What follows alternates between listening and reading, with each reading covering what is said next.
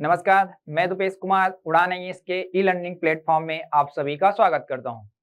आप सभी को ज्ञात है हमारी संस्थान के द्वारा सीजीपीएससी प्री एवं व्यापम के आगामी परीक्षा के लिए महत्वपूर्ण वीडियो श्रृंखला चलाई जा रही है, जिसके तहत आज मैं भारतीय इतिहास के महत्वपूर्ण टॉपिक गांधी युग से संबंधित विषय को लेकर आज उपस्थित हुआ हूँ। वीडियो में आगे बढ़ने से पहले एक आपके लिए महत्वपूर्ण जानकारी है।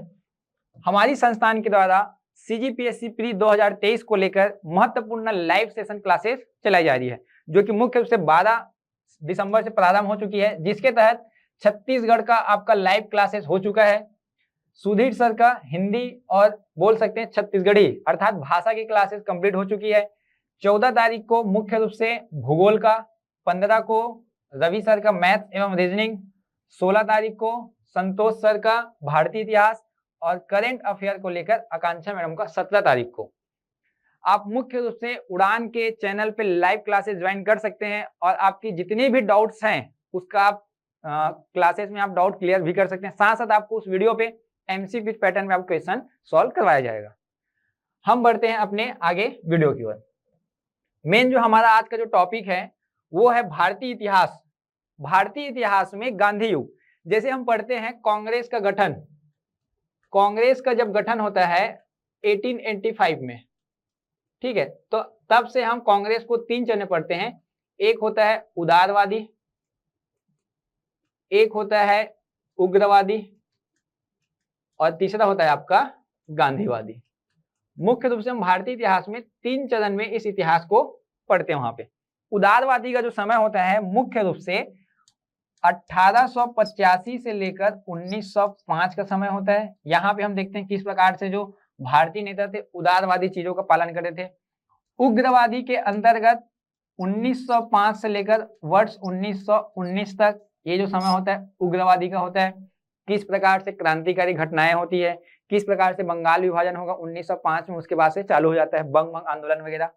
गांधीवादी युग, गांधी जी का आगमन होता है भारत में वर्ष 1915 में, लेकिन गांधी जी का अगर राष्ट्रीय आंदोलन की बात करें तो वो होता है मुख्य रूप से आपका असहयोग आंदोलन 1920 का, जिसके वजह से गांधीवादी युग लिया जाएगा वर्ष 1919 से 1947 तक। ये वाला समय आपको पढ़ा रहे हैं आज, ठीक है। कोशिश ये रहेगी आपको एक ही वीडियो में पूरे गांधी जी संबंधित पूरे जो उनके संबंधित आंदोलन है उसको क्लियर करवाया जाए। अगर नहीं हो पाता है तो आपके लिए हम इसके लिए पार्ट 2 लेकर भी आएंगे जरूर, ठीक है। तब तक ये आगे देखते रहिए आप यहाँ पे। तो गांधी जी संबंधित अगर बेसिक जानकारी लिखे तो गांधी जी के अफ्रीका यात्रा से प्रारंभ करेंगे कि गांधी जी अफ्रीका गए थे तो वहां पे किस प्रकार से घटनाएं घटी थी। फिर दोबारा गांधी जी का जब भारत आगमन होता है 1915 पे, उसके बाद जब आगमन होगा तो क्या क्या भारत में वो काम करेंगे राजनीतिक स्तर पर। गांधी जी का क्षेत्रीय आंदोलन देखते हैं, मुख्य रूप से गांधी जी का चंपारण सत्याग्रह, अहमदाबाद मिल मजदूर आंदोलन और एक आपका खेड़ा सत्याग्रह डील करेंगे इसको भी। गांधी जी का पहला जो राष्ट्रीय आंदोलन होता है असहयोग आंदोलन 1920 में, इसको देखेंगे कि असहयोग आंदोलन शुरुआत कैसे होती है, उस आंदोलन के कारण क्या क्या थे, उसका परिणाम क्या हुआ, आगे देखेंगे। इसके बाद आता है आपका दांडी यात्रा। दांडी यात्रा मुख्य रूप से 1930 में प्रारंभ होता है 12 मार्च को। तो इस दांडी यात्रा का कारण क्या था, किस प्रावधान के तहत उन्होंने शुरुआत किया था, और इसी दांडी यात्रा के परिणाम स्वरूप सविनय अवज्ञा आंदोलन, इसकी शुरुआत होती है नमक कानून को तोड़कर। तो ये 2 चरण में होगा, प्रथम और द्वितीय। जब ये सविनय अवज्ञा आंदोलन चलते रहता है तो यहीं पे गांधी जी द्वितीय गोलमेज सम्मेलन पे जाएंगे। गोलमेज सम्मेलन, तो गोलमेज सम्मेलन पे जाने के लिए तैयार होते हैं। सेकंड नंबर में तो कौन सा समझौता होता है जिसको गांधी इरविन समझौता के नाम से भी जाना जाता है। फिर पढ़ेंगे हम लोग भारत छोड़ो आंदोलन मुख्य 1942। तो इस बीच में क्या घटना घटी थी थोड़ा सा एक्सप्लेन कर दिया जाएगा। यहाँ पे मेन फोकस है किनके, गांधी जी संबंधित जो आंदोलन या घटनाएं घटी वो। फिर स्वतंत्र भारत अर्थात भारत को स्वतंत्रता कराने में कहाँ योगदान रहा गांधी जी का, तो ये आप सब इस टॉपिक में क्या रहेगा आपका अध्ययन के पार्ट रहेंगे वहां पे, ठीक है। तो चालू करते हैं हम लोग मुख्य रूप से गांधी युग को, ठीक है। गांधी युग हमने बताया कि आपको 1919 से लेकर 1947 तक ये रहेगा। गांधी युग के अंतर्गत प्रारंभ में अगर देखें तो गांधी जी की अगर आप बेसिक जानकारी देखे होंगे तो गांधी जी गुजरात पोरबंदर के थे। पढ़ाई करने कहाँ जाते हैं, ब्रिटेन जाए रहते हैं, ब्रिटेन में पढ़ाई कंप्लीट करेंगे। उसके बाद मुख्य रूप से वो अपने जो वकालत है उसका प्रैक्टिस करने के लिए कहाँ जाते हैं, वो अफ्रीका जाते हैं। जब अफ्रीका जाते हैं तो समय कब होता है 1893 ईस्वी का। अफ्रीका पे जब जाते हैं तो एक ट्रेन पे जब सफर करते रहते हैं तो उनके साथ गोरा और काला जो जाति नस्ल था वहां पे, वो भेदभाव चल रहा था अफ्रीका पे खास तौर पे। तो वहां पे उनको सब चीजें क्या करते हैं, बहुत ज्यादा इफेक्ट कर देते हैं वहां पे कि ये जाति भेदभाव चल रहा है, गोरे और काले का भेद, जिसके तहत गांधी जी का अफ्रीका पे है, ये थोड़ा समझना अफ्रीका वाला का, 1894 ईस्वी में नटाल कांग्रेस की स्थापना किया गया। 1903 में द इंडियन ओपिनियन उनका एक अखबार है, इसकी शुरुआत होती है वहां पे। 1904 में फिनिक्स आश्रम की शुरुआत करते हैं और 1910 में टॉलस्टॉय आश्रम। ये इंपॉर्टेंट है डेट, क्योंकि कभी कभी क्रम पूछा जाता है कि निम्न में से कौन सा आश्रम पहले स्थापित की गई थी। तो ये फिनिक्स आश्रम अफ्रीका पे 1910 में, टॉलस्टॉय आश्रम, ये ध्यान देना है। इसके साथ साथ उन्होंने अफ्रीका में किस प्रकार से आंदोलन किया है, आंदोलन के तहत हुआ क्या था, 1906 में अफ्रीका पे एक आया था नियम, सर्टिफिकेट विथ फिंगरप्रिंट, और किसके लिए था ये, काले लोगों के लिए था, काले लोग के लिए था ये मुख्य रूप से। अर्थात वहां पे एक ऐसा नियम लाया गया था कि काले लोगों के लिए क्या होता, फिंगरप्रिंट अनिवार्य कर दिया गया था सर्टिफिकेट के साथ साथ। तो ये भेदभाव था। तब गांधी जी ने अपना पहला सत्याग्रह शुरुआत करता है कहां पे, अफ्रीका पे। 1906 पे गांधी जी का पहला सत्याग्रह कहां, अफ्रीका के जोहान्सबर्ग में शुरुआत होती है। ये उनका पहला सत्याग्रह होता है। इस दौरान वो जेल भी जाते हैं गांधी जी, और 1908 में इसी को लेकर प्रथम क्या करते हैं, भूख हड़ताल। तो गांधी जी का प्रथम भूख हड़ताल पूछा जाएगा तो 1908 में। भारत में दूसरा चीज हो जाता है, एक्सप्लेन करूंगा उसको भी, लेकिन यहाँ पे आपको ध्यान देना कि अफ्रीका पे क्या घटना घटी है गांधी जी के साथ। तो ये कुछ फैक्ट है, ये ध्यान देंगे आप लोग, ठीक है। आगे बढ़ते हैं हम लोग। मुख्य रूप से गांधी जी का भारत आगमन, गांधी जी का भारत आगमन होता है 9 जनवरी वर्ष 1915 ईस्वी को। 9 जनवरी 1915 को क्या होता है, गांधी जी का आगमन होता है, जिसके वजह से ये जो दिन है 9 जनवरी, इस दिन अप्रवासी दिवस मनाया जाता है भारत में। अप्रवासी दिवस, आप ये डेट याद रखेंगे कब मनाया जाता है, तो गांधी जी के भारत आगमन के तिथि पे है वो, ठीक है। साथ साथ जब ये भारत आगमन होते हैं तो इनके पारिवारिक मित्र एक है अंबालाल साराभाई। अंबालाल साराभाई, अंबालाल साराभाई से क्या करते हैं, एक भूमि लेते हैं और उसी भूमि पर एक आश्रम की स्थापना करते हैं जिसको बोलते हैं साबरमती आश्रम। साबरमती आश्रम की स्थापना जब यहाँ पे आएंगे भारत पे तो एक आश्रम कौन सा बन गया, साबरमती आश्रम, 1915 पे। पहला आश्रम पूछा जाएगा तो वहां पे मैंने बता दिया था फिनिक्स आश्रम, फिर टॉलस्टॉय आश्रम 1910, यहाँ पे 1915 पे साबरमती आश्रम कहाँ पे, गुजरात पे। एक ये बन गया। साथ साथ इनका एक सबसे इंपॉर्टेंट हो जाता है वर्ष 1916 में BHU, बनारस हिंदू विश्वविद्यालय, बनारस हिंदू विश्वविद्यालय, इस विश्वविद्यालय में गांधी जी का पहला संबोधन होता है।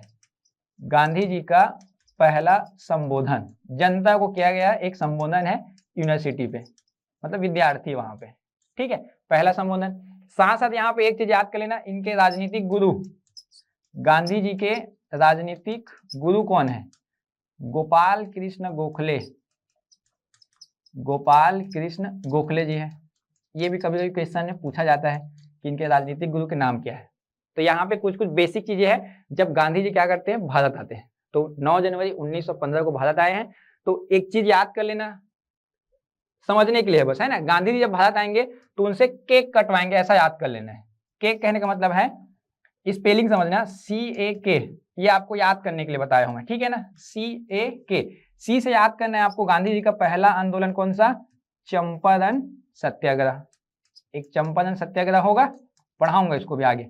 ए से याद करना है आपको, अहमदाबाद मिल मजदूर आंदोलन, अहमदाबाद मिल मजदूर आंदोलन, ये दूसरा हो गया। ए से हो गया ये। तीसरा है आपका के से, खेड़ा सत्याग्रह, खेड़ा सत्याग्रह। तो ये गांधी जी के 3 आपके क्या है, प्रारंभिक या तो क्षेत्रीय आंदोलन है। यहाँ पे याद कर लेना, गांधी जी जब भारत आएंगे तो क्या काटेंगे, केक काटेंगे। सी से चंपारण सत्याग्रह, ए से अहमदाबाद मिल मजदूर आंदोलन, और के से आपका खेड़ा सत्याग्रह। तो देखते हैं इस आंदोलन पे क्या क्या उनके साथ घटनाएं घटी थी। पहला, चंपारण सत्याग्रह की बात करें तो चंपारण सत्याग्रह मुख्य रूप से वर्ष 1917 में प्रारंभ होता है। 17 पे इस चंपारण सत्याग्रह अर्थात कौन सा राज्य है, ये बिहार वाला क्षेत्र है। यहाँ पे एक प्रणाली चल रहा था, कौन सा, 3 कठिया प्रणाली, जो कि ब्रिटिश सरकार के मतलब ब्रिटिश सरकार ने वहां पे लागू किया था। 3 कठिया प्रणाली क्या होता है, जिसको 3/20 हिस्सा भी बोला जाता है। 3/20 हुआ ये था, इस क्षेत्र पे किसानों को अपनी भूमि का 3/20 हिस्से पे, इस 3/20वें हिस्से पे नील की खेती करना अनिवार्य कर दिया गया था। नील की खेती अनिवार्य कर दिया गया था, जिसके कारण वहां के किसानों ने क्या किया था, ये आंदोलन किया था वहां। मतलब बोल सकते हो कि क्षेत्रीय आंदोलन है, ठीक है, जिसमें क्या किया जाता है, नील की खेती को बाध्य किया जाता है। और इसी कारण यहाँ पे रहते हैं राजकुमार शुक्ल, ठीक है, एक व्यक्ति रहते हैं राजकुमार शुक्ल। इनके आह्वान पर गांधी जी का क्या होता है, आगमन होता है, आह्वान करते हैं। और इनके आह्वान पर कौन आते हैं, गांधी जी। गांधी जी इस आंदोलन का नेतृत्व किए, गांधी जी इस आंदोलन का नेतृत्व करते हैं मुख्य रूप से। और गांधी जी का प्रथम सफल आंदोलन भी हो जाता है, प्रथम सफल आंदोलन, ये आपको याद करना है। तो गांधी जी का पहला आंदोलन कौन सा था क्षेत्रीय आंदोलन में, तो चंपारण सत्याग्रह यहाँ पे, ठीक है। वही बात करें अगर द्वितीय नंबर का, तो द्वितीय नंबर में आपका अहमदाबाद मिल मजदूर आंदोलन। अहमदाबाद ये भी कहाँ है, गुजरात वाले क्षेत्र पे है। यहाँ के मजदूरों ने क्या किया था, आंदोलन किया था। आंदोलन का कारण क्या था, यहाँ पे 50% जो प्लेग बोनस दिया जाता था उसको देने से क्या कर दिया जाता है, मना कर दिया जाता है। तब वहां के मजदूरों के द्वारा जब प्लेग बोनस नहीं दिया जाता है तो उन लोग क्या करते हैं, आंदोलन करते हैं वहां पे कि प्लेग बोनस चाहिए। तब यहीं पे गांधी जी, ये जो आंदोलन होता है फरवरी 1918 पे, ठीक है, फरवरी 1918 पे होगा, वो 1917 पे हुआ है। तो अब यहाँ पे गांधी जी करते हैं नेतृत्व, गांधी जी क्या करेंगे, नेतृत्व करते हैं। तो मुख्य रूप से वहां के जो मालिक होते हैं मिल मजदूर के, वो 20% देने को क्या कर लेते हैं, स्वीकार कर लेते हैं। लेकिन गांधी जी क्या करते हैं, इसको अस्वीकार। तब यहाँ पे क्या बनाया जाता है, ट्रिब्यूनल, अधिकरण बनाया जाता है, ट्रिब्यूनल बनाया जाएगा। तब फाइनली 35% देने के लिए क्या की जाती है, राजी की जाती है। तो गांधी जी का द्वितीय आंदोलन भी क्या हो गया, सफल हुआ। इनमें गांधी जी के साथ डॉक्टर राजेंद्र प्रसाद और जेबी कृपलानी जी का नाम आता है कि उनके सहयोगी के तौर पे कौन गया था वहां पे, ऐसा करके। तो ये ध्यान देंगे यहाँ पे, ठीक है। तो ये हो गया आपका अहमदाबाद मिल मजदूर आंदोलन। आपको याद करना है कब हुआ है, कारण क्या था वहां पे, वहां 3 कठिया प्रणाली था, यहाँ प्लेग बोनस न देने का कारण था। तीसरा नंबर का देखो यहाँ पे, तीसरा नंबर का आपका खेड़ा सत्याग्रह। खेड़ा सत्याग्रह मुख्य रूप से चालू होता है मार्च 1918, मार्च 1918। यहाँ का कारण क्या था, ब्रिटिश सरकार के द्वारा कर में बाध्यता 25%। ये वहां पे नियम था कि जो किसान होगा, किसान जो है अपनी उपज का 25% हिस्सा क्या देगा, टैक्स देगा। ये नियम था वहां पे। लेकिन उस समय माना जाता है कि खेड़ा सत्याग्रह में क्या पड़ा था, अकाल पड़ा था, या आप बोल सकते हो सूखा आया था वहां पे। अब सूखा आया या अकाल पड़ा है तो उस किसान का उस भूमि में कोई उपज होगा नहीं। तो उपज नहीं हुआ है तो वहां से किसान दे पाएगा क्या, वो 25% टैक्स नहीं दे पाएगा। जिसके वजह से यहाँ के किसान क्या करते हैं, आंदोलन करते हैं। आंदोलन किए किसान। अब पता था कि गांधी जी पहले से अफ्रीका पे आंदोलन कर ही चुके हैं, फेमस थे, चर्चित थे। यहाँ भी 2 आंदोलन में शामिल हो ही चुके हैं वहां पे। तब यहाँ पे क्या करते हैं, उनको भी बुलाया जाता है, गांधी जी नेतृत्व करते हैं। मार्च में गांधी जी का नेतृत्व होता है, ठीक है, मार्च में क्या करते हैं, गांधी जी नेतृत्व करते हैं। साथ में कौन रहते हैं, विट्ठल भाई पटेल और इंदुलाल याग्निक। तो इन दोनों के सपोर्ट भी रहता है वहां पे गांधी जी के साथ साथ। ये भी आंदोलन क्या हो जाता है, गांधी जी का सफल हो जाता है। गांधी जी का तीनों आंदोलन क्या हो गया, सफल। तो ये आपके 3 हैं यहाँ पे मुख्य रूप से, चंपारण सत्याग्रह, अहमदाबाद मिल मजदूर आंदोलन, और एक है आपका खेड़ा सत्याग्रह। ये क्लियर हुआ, ठीक है। नेक्स्ट देखते हैं आगे। हाँ, गांधी जी का जो द्वितीय या तो बोल सकते हो प्रमुख आंदोलन पे असहयोग आंदोलन का नाम आता है यहाँ पे। असहयोग आंदोलन मुख्य रूप से 1 अगस्त 1920 को क्या हुआ था, शुरुआत हुआ था। और ये असहयोग आंदोलन गांधी जी का प्रथम राष्ट्रीय आंदोलन है। गांधी जी का प्रथम राष्ट्रीय स्तर पर पूरे देश के लिए, वो क्षेत्रीय स्तर पर था राष्ट्रीय आंदोलन ये। और गांधी जी इसी आंदोलन में एक नारा देते हैं, एक वर्ष में लेकर रहेंगे स्वराज, एक वर्ष में स्वराज की प्राप्ति, ऐसा गांधी जी का कथन होता है। ठीक है, तो बात करें असहयोग आंदोलन के बारे में कि असहयोग आंदोलन है क्या चीज, कारण क्या था इस असहयोग आंदोलन का। तो यहां पे समझना कारण को। कारण पहला है आपका रोलेट एक्ट, भारत में एक रोलेट एक्ट आया था, देखेंगे इसको। दूसरा है जलियांवाला बाग हत्याकांड, और तीसरा आपका उस समय चल रहा है कौन सा, खिलाफत आंदोलन। ये जो तीन कारण है जो असहयोग आंदोलन क्या हुआ है चालू होता है भारत में। वहां पे डेट आपको याद करना है 1 अगस्त 1920 के आसपास। ठीक है, डेट वही है आपका। कारण को देखते हैं कि रोलेट एक्ट क्या होता है। रोलेट एक्ट मुख्य रूप से 17 मार्च 1919 को ब्रिटिश सरकार के द्वारा लाया गया था। इस रोलेट एक्ट का प्रावधान ये था कि निवारक निरोधक कानून बोला जाता है इसी को, जिसमें क्या प्रावधान था कि बिना कारण बताए गिरफ्तारी और कानूनी मदद प्रतिबंधित कर दिया गया लोगों के लिए। होता यह है कि भारत में काफी सारे क्षेत्रीय आंदोलन चलते रहते हैं, क्रांतिकारी घटनाएं हो रही थी वहां पे, जिसके तहत ब्रिटिश सरकार ने भारत के ऊपर नियंत्रित करने के लिए एक नियम लाता है, अधिनियम लाएगा वहां पे। अब उसी में यह प्रावधान कर दिया गया, बिना कारण बताए गिरफ्तारी और बिना कानूनी मदद क्या कर दिया, प्रतिबंधित कर दिया। तब भारत में प्रतिक्रिया क्या हुई, यहाँ पे वकीलों ने क्या किया और लोगों ने यहाँ पे विद्रोह किया, या तो बोल सकते हो इसका विरोध किया और इस नियम को या इस अधिनियम को क्या नाम दिया, काला कानून की संज्ञा देते हैं, काला कानून। तो काला कानून किसको बोला जाता है, तो रोलेट एक्ट को बोला जाता है, ध्यान रखेंगे।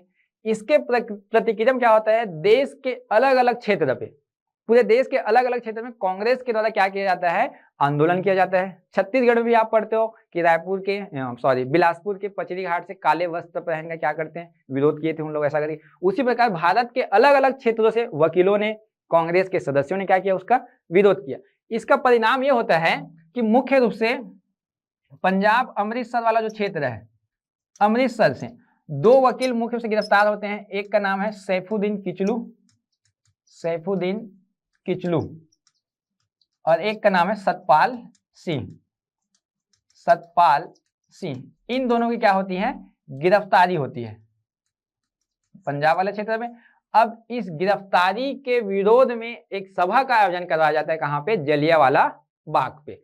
अब होता क्या है, देखो, अब ये जो वकील लोग थे भारतीय जनता के लिए लड़ रहे थे, क्योंकि ये नियम जो है मुख्य रूप से भारत के जनता का मूल अधिकार का हनन हो रहा था वहां पे, ठीक है ना। तो यहाँ पे क्या किए वकीलों ने, क्या किया, उसका काफी हद तक विरोध किया। अब इन्हीं लोग को गिरफ्तार कर लिया जाता है। तब इसके विरोध में एक सभा का आयोजन किया जाता है, सभा। और सभा कहाँ पे होती है, जलियांवाला बाग पे, जलियांवाला बाग, अमृतसर। जलियांवाला बाग में क्या होगा, एक सभा का आयोजन हो जाता है। अब इस समय क्या है, विरोध हो ही रहा था ब्रिटिश सरकार का, तो वहां पे एक नियम लागू था, क्या आप बोल सकते हो, कर्फ्यू, जहां पे लोगों को एक जगह एकत्रित करने की अनुमति नहीं थी। अब यहाँ पे हजारों की संख्या पे वहां पे इकट्ठे हो गए हैं। तब यहीं पे घटना होता है कौन सा, जलियांवाला बाग हत्याकांड। ये जो घटना होती है 13 अप्रैल वर्ष 1919 को। इसी दिन क्या होता है जलियांवाला बाग में, जैसे कि ये बाग है, यहाँ पे हजारों लोगों की संख्या क्या है, जुटी हुई है, सभा आयोजन किया गया है। तब यहीं पे पंजाब का अधिकारी होता है जनरल ओ डायर, और अमृतसर का पुलिस अधिकारी होता है, जनरल आर डायर। ये 2 अधिकारी होते हैं। तो यहाँ पे पंजाब के अधिकारी जो है आदेश किसको देते हैं, अमृतसर के अधिकारी को, कि यहाँ पे सभा का आयोजन किया जा रहा है, उसको क्या किया है, नियंत्रित किया जाए। तब जनरल आर डायर जब यहाँ पे जाते हैं तो इन निहत्थों पे ऊपर क्या कर जाती है, गोलीबारी की जाती है। इस गोलीबारी में हजारों की संख्या में क्या होती है, मृत्यु हो जाती है लोगों की। वहां पे कुआं था, उसे माना जाता है कि लोग अपनी जान बचाने के लिए कूद रहे थे एक के ऊपर एक, उसमें मृत्यु हो जाती है दम घुटने की वजह से। अभी भी आप माना जाता है कि अमृतसर, ये जो आपका जलियांवाला बाग है, वहां पे गोलियों के निशान भी पाए जाते हैं वहां पे। तो ये क्या था, एक नृशंस हत्या थी एक ब्रिटिशों के द्वारा भारतीय लोगों का, ठीक है।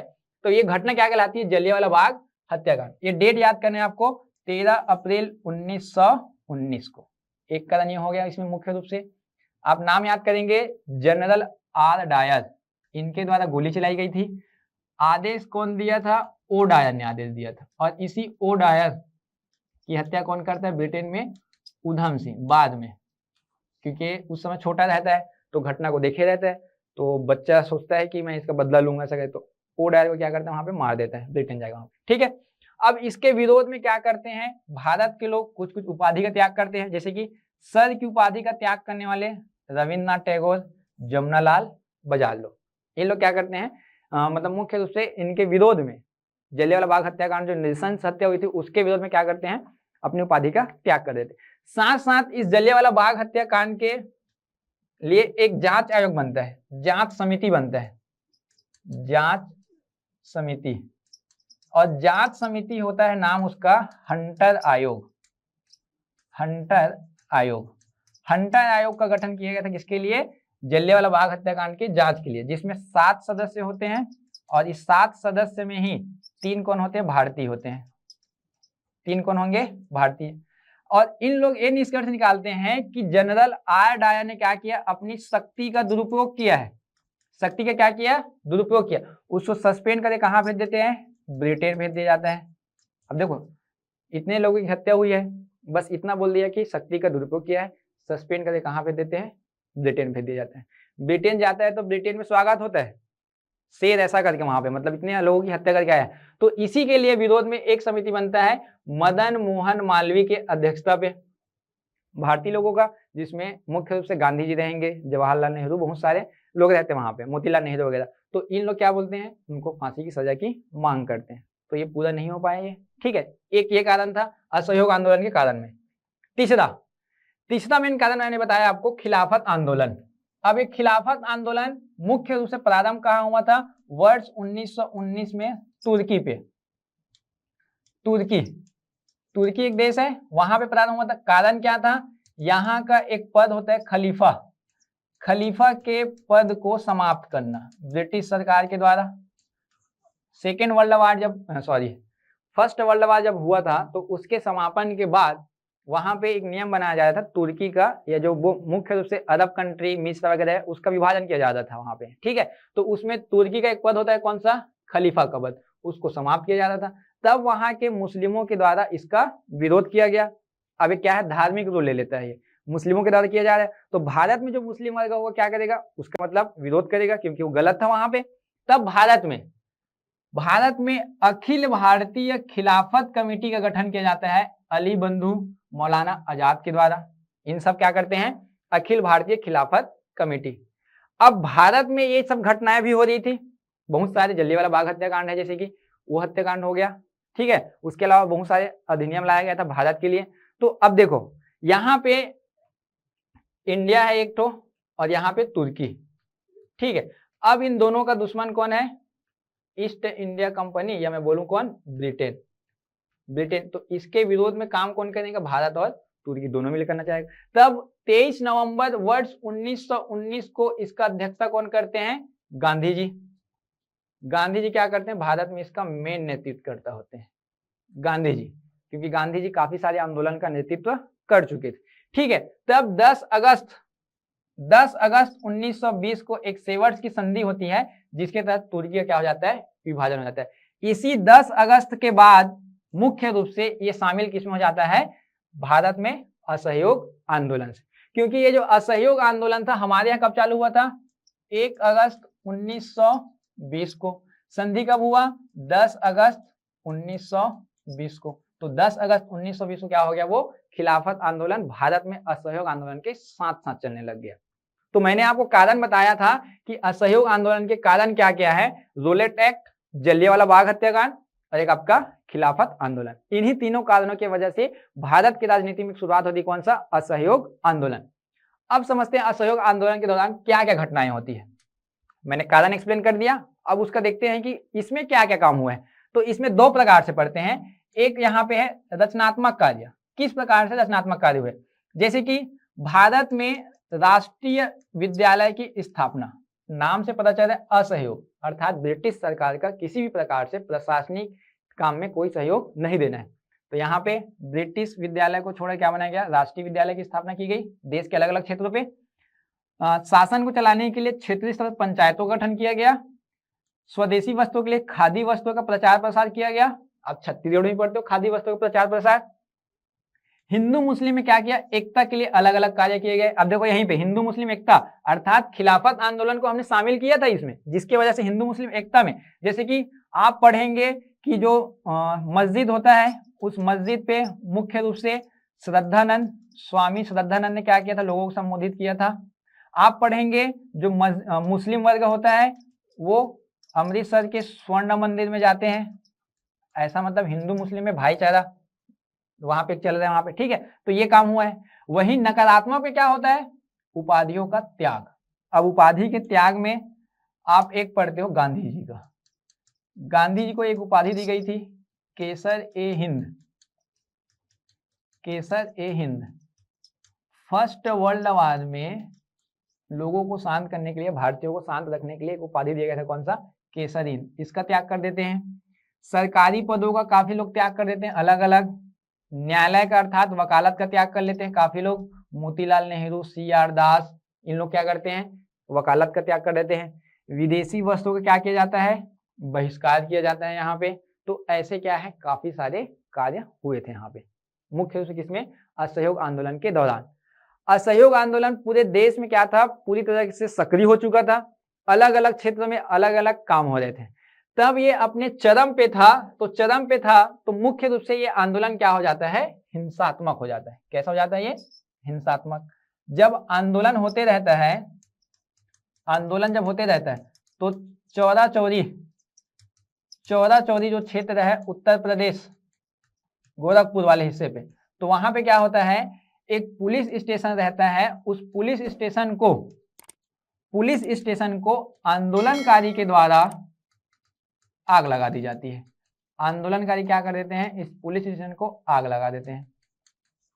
अब हिंसात्मक कार्य हो गया। अब उस पुलिस आग लगाया है उस पुलिस स्टेशन में जो मतलब पुलिस बल थे वहां पे, या बोल सकते हैं वहां पे जो आरक्षक वगैरह जो भी पुलिस सैनिक होंगे वहां पे, ठीक है, उन लोग क्या हो जाते हैं, उन लोगों की मृत्यु हो जाती है, वो भी आग में जलकर। तो कहीं ना कहीं क्या है, एक हिंसात्मक कार्य हो गया। अब देखो यहाँ पे आंदोलनकारी है, उसको कहाँ से मिट्टी तेल मिल गया, कैसे माचिस भी मिल गया, वो फूंक भी दिया। वो आंदोलनकारी में सब चीजें मिल जाती है वहां पे, तो वो क्या कर दिया, आग लगा दिया उसको, ठीक है। लेकिन यही काम क्या है गांधी जी के लिए गलत हो गया कि हम अच्छे से काम कर रहे थे और आंदोलनकारियों ने क्या कर दिया, वहीं पे एक घटना को अंजाम दे दिया। तब क्या होता है, एक घटना का अंजाम कब हुआ था, तो 5 फरवरी 1922 को। चौरा चौरी कांड कब हुआ, 5 फरवरी 1922 को। एक हफ्ते के अंदर 12 फरवरी 1922 को ये जो असहयोग आंदोलन है, असहयोग आंदोलन स्थगित, या तो बोल सकते हो रद्द हो गई। क्या हो गया, रद्द हो जाता है। तो ये काम हुआ था असहयोग आंदोलन के तहत। तो असहयोग आंदोलन क्या सफल रहा, या गांधी जी का प्रथम आंदोलन सफल रहा राष्ट्रीय आंदोलन में, तो वो क्या हो गई, असफल हो गई यहाँ। तो आपको ये ध्यान देना है, असहयोग आंदोलन शुरुआत हुआ था 1 अगस्त 1920 को, अंत कब हुआ, 12 फरवरी 1922 को। बारडोली प्रस्ताव आता है एक 1922 में, उसके तहत उसको क्या कर दिया जाता है, बंद कर दिया जाता है। तो एक आपका गांधी जी का पहला आंदोलन खत्म हो गया। क्लियर है यहां तक, ठीक। नेक्स्ट देखते हैं गांधी जी का, मुख्य रूप से गांधी जी का जो आंदोलन होता है वो दांडी यात्रा होता है, ठीक है।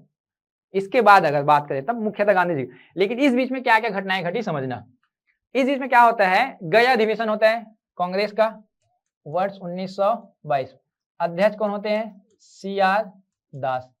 यहाँ पे क्योंकि आप देख रहे थे वो जो हिस्सा था सहयोग आंदोलन समाप्त हो गया, कोई मतलब नहीं हुआ, निष्कर्ष नहीं निकला, तो एक अधिवेशन हुआ 1922 में, CR दास अध्यक्ष रहते हैं। इसमें यह रहता है कि चुनाव में भाग लेना है कि नहीं लेना है, तो कई लोग बहिष्कार कर लेते हैं, कई लोग एक्सेप्ट कर लेते हैं कि चुनाव में भाग लेंगे।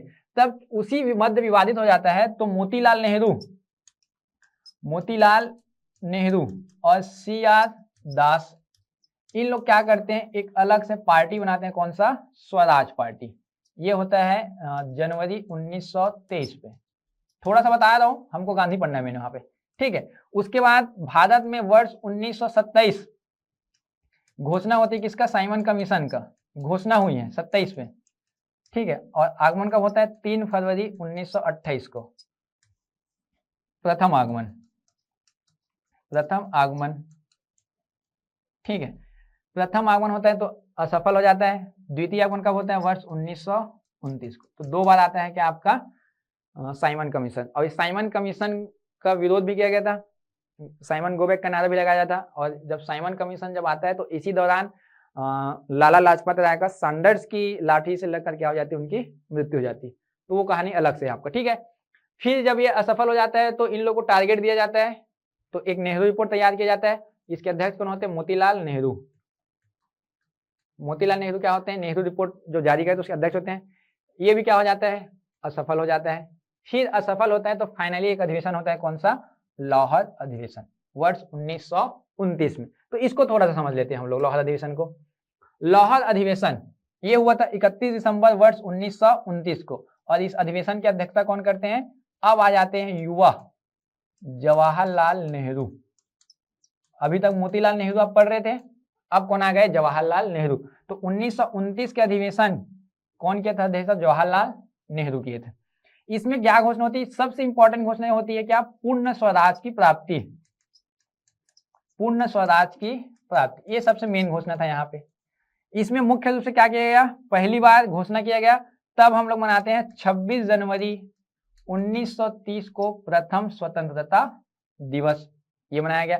साथ साथ यहीं पे नारा दिया गया, यहीं पे वंदे मातरम गीत गाई गई, वंदे मातरम गीत, यहीं पे तिरंगा फहराया गया। और ये घटना कहाँ पे हो रही है? रावी नदी के किनारे, लाहौर पे, रावी नदी के तट पर। ये ध्यान देंगे आप लोग, ठीक है। तो ये सब घटना कब हो रही है? वर्ष 1929 में। इसी अधिवेशन में गांधी जी अनुमति मांगते हैं लोगों से कि मैं करना क्या चाहता हूं, सविनय अवज्ञा आंदोलन। तो गांधी जी को अनुमति किसका मिलता है? सविनय अवज्ञा आंदोलन का, सविनय अवज्ञा आंदोलन, गांधी जी को ये अनुमति मिल जाता है। तो गांधी जी को कौन से अधिवेशन में इसकी अनुमति मिलती है? तो आप याद करेंगे लाहौर अधिवेशन के तहत मिलता है। अब इस सविनय अवज्ञा आंदोलन की शुरुआत कैसे करते हैं? बात करें अगर गांधी जी का सविनय अवज्ञा आंदोलन पे, ठीक है, तो सविनय अवज्ञा आंदोलन पे अलग अलग क्या है इनके काम होते हैं, ठीक है। तो समझना कि सविनय अवज्ञा आंदोलन कैसे चालू होगा, किस प्रकार से इसमें काम होता है। तो गांधी जी सबसे पहले क्या करते हैं? दांडी यात्रा करते हैं। दांडी यात्रा मुख्य रूप से, दांडी यात्रा, अब यात्रा की बात करें तो कहीं ना कहीं चालू करेगा, तो ये चालू कहाँ करते हैं? साबरमती, साबरमती आश्रम याद होगा, साबरमती से लेकर दांडी तक यात्रा करते हैं गांधी जी। ये 22 मार्च 1930 से 6 अप्रैल 1930 तक करते हैं मुख्य रूप से। अगर आप देख रहे हैं यहाँ पे मुख्यतः 22 मार्च से 6 अप्रैल, तो यहाँ पे अगर तिथि की बात करूं तो लगभग 24 दिन हो रहा है। 24 दिन क्या किया था? एक पैदल यात्रा किया था, पैदल यात्रा लगभग 385 किलोमीटर। और साथ साथ साथी कितने लोग थे? 78 लोग थे। कितने लोग थे? तो 78 लोग थे वहां पे, ठीक है। ये यात्रा होता है कहां से? साबरमती से दांडी तक का। माना जाता है कि उस समय ब्रिटिश सरकार के द्वारा एक कानून लाई गई थी, और कानून क्या था? नमक कानून। इस क्षेत्र पे नमक कानून, नमक कानून के तहत टैक्स वगैरह लगाया जाता था। तो स्थानीय लोगों ने क्या किया? उसका विरोध करना चालू कर दिया। जब विरोध किया तो गांधी जी इसी नमक कानून को तोड़ते हैं, साबरमती में निकलेंगे, 12 मार्च को पहुंचेंगे दांडी, कब? 6 अप्रैल 1930 को। इसी 6 अप्रैल 1930 जब दांडी पे पहुंचते हैं, 6 अप्रैल 1930, इसी दिन से चालू होता है क्या आपका? सविनय अवज्ञा आंदोलन। सविनय अवज्ञा आंदोलन इसी दिन चालू होगा। सविनय अवज्ञा आंदोलन की शुरुआत कहां से हुई? तो दांडी से। कब हुआ? 6 अप्रैल 1930 तक। अब इसी बीच में क्या हो रहा है? ब्रिटिश सरकार एक गोलमेज सम्मेलन का आयोजन कर रही थी, क्योंकि साइमन कमीशन क्या हुआ था? रद्द हुआ था। तो उसमें बोलता है कि साइमन कमीशन के रिपोर्ट के आधार पर गोलमेज सम्मेलन, राउंड टेबल समिट का आयोजन किया जाएगा। तो प्रथम गोलमेज सम्मेलन हो चुका है 1929-30 में, वो असफल रहा क्योंकि उसमें कांग्रेस अर्थात गांधी जी नहीं गए थे। तब ये सविनय अवज्ञा आंदोलन को समाप्त करने के लिए या गांधी जी को मनाने के लिए एक समझौता होता है 5 मार्च 1931 को। ये डेट भी इंपॉर्टेंट है। 5 मार्च 1931 को होता है दिल्ली समझौता, या उसी को बोलते हैं गांधी इरविन समझौता। गांधी इरविन समझौता बोला जाता है, ये वाला। तो गांधी दिन समझौता का हुआ तो 5 मार्च 1931, या इसी को हम बोलते हैं क्या, दिल्ली समझौता, दिल्ली समझौता बोला जाता है। तो दोनों नाम याद रखेंगे आप, ठीक है, किस प्रकार से। तो सविनय अवज्ञा आंदोलन कब से कब तक चला, 6 अप्रैल 1930 से 5 मार्च 1931 तक। फिर गांधी जी इस समझौते के तहत मान जाते हैं। फिर द्वितीय गोलमेज सम्मेलन में भाग लेने के लिए कहाँ जाएंगे, वो ब्रिटेन जाएंगे वहां, ठीक है। तो ये आप डेट यहाँ पे ध्यान रखेंगे, ठीक। अब ये जो दांडी यात्रा है, तो इस पर क्या करते हैं, कुछ लोग क्या करते हैं, इसमें कथन बोलते हैं कि गांधी जी ने यात्रा किया वो किस प्रकार से था। तो कथन के रूप में देखते हैं कि सरोजनी नायडू, सबसे पहले सरोजनी नायडू कहते हैं गांधी जी को, हे नमक कानून भंजक तुझे मेरा सलाम, अर्थात गांधी जी को बोला जा रहा है कि आप इतना बड़ा कदम उठा रहे हैं। दूसरा, सुभाष चंद्र बोस क्या बोलते हैं, सुभाष चंद्र बोस बोलते हैं कि गांधी जी की नेपोलियन की पेरिस यात्रा और मुसोलिनी की रोम यात्रा से तुलना करते हैं कि जैसे उस प्रकार उन्होंने किया था, ये यहाँ पे कर रहे हैं। जवाहरलाल नेहरू ये क्या बोलते हैं, आज यह तीर्थ यात्रा पर आज यह अपने तीर्थ यात्री अपने यात्रा पे निकल पड़ा है। पट्टाभी सीतारमैया क्या बोलते हैं, इनकी तुलना राम और पांडवों के वनगमन से तुलना कर देते हैं कि जिस प्रकार राम और जो महाभारत है पांडव, उन्होंने क्या किया था कि यात्रा किया था कुछ उद्देश्य को लेकर, सेम उसी प्रकार गांधी जी की तुलना कर दी है। सीमा प्रांत के लोग, सीमा प्रांत मतलब उत्तर पश्चिम सीमा प्रांत, उत्तर पश्चिम सीमा प्रांत के लोग गांधी जी को इसी समय क्या बोलते हैं, मलंग बाबा के नाम से पुकारते हैं, जो अपने ही धुन में क्या रहे हैं, चले जा रहे हैं वहां पे। क्योंकि आप देख सकते हो कि 24 डेज 385 किलोमीटर इतना चलना, वो भी पैदल, सोच सकते हो आप लोग इतने किलोमीटर दूर चलना वहां पे, ठीक है। तो वहां पे गांधी जी ने एक बहुत बड़ा कदम उठाया था कहीं ना कहीं। अब इस सविनय अवज्ञा आंदोलन के तहत मुख्यतः खास तौर पे क्या हुआ, ये जो 1930 वाला जो हिस्सा है 30 से 31, यहाँ पे गांधी जी ने सबसे पहले क्या किया, नमक कानून को तोड़ा, नमक कानून तोड़ा। दूसरा चीज क्या होता है मुख्य रूप से, अब भाई नमक कानून कहाँ पे तोड़ा जाएगा, जहां पे समुद्री क्षेत्र है, जैसे कि ये वाला क्षेत्र हो गया। केरल पे क्या होता है, नमक कानून तोड़ा जाता है के कलप्पड़ के द्वारा। त्रिचन्नापल्ली मुख्य रूप से पेन्नार वाला आप पढ़ते हो, वहां पे CR गोपालाचार्य वाला त्रिचन्नापल्ली पढ़ेंगे, इसको भी आगे, त्रिचन्नापल्ली वाला यात्रा करता है वो भी, ठीक है। इसके अलावा जो मध्य क्षेत्र है, मुख्य रूप से मध्य प्रांत है, कर्नाटक प्रांत है, इन क्षेत्रों पे क्या होता है, जंगल सत्याग्रह होता है, जंगल सत्याग्रह यहीं पे। तो आप मध्य प्रांत कहने के बाद छत्तीसगढ़, तो छत्तीसगढ़ में 1930 में ही क्या चालू होता है, मुख्यतः जंगल सत्याग्रह की शुरुआत होती है। इसके अलावा आप छत्तीसगढ़ में ये भी पढ़ते हो कि जैसे कि पंडित रविशंकर शुक्ल ने सोडियम और क्लोरीन को मिलाकर नमक कानून तोड़ा, ऐसा क्या बहुत सारे कहानी सुनते हो। तो इस प्रकार से क्या है, सविनय अवज्ञा आंदोलन की शुरुआत हो जाती है। ये भी काफी चरम पे रहता है और 5 मार्च 1931 को फाइनली जब संधि होगा दोनों के मध्य, तो ये भी आंदोलन क्या हो जाएगा, ये समाप्त हो जाएगा।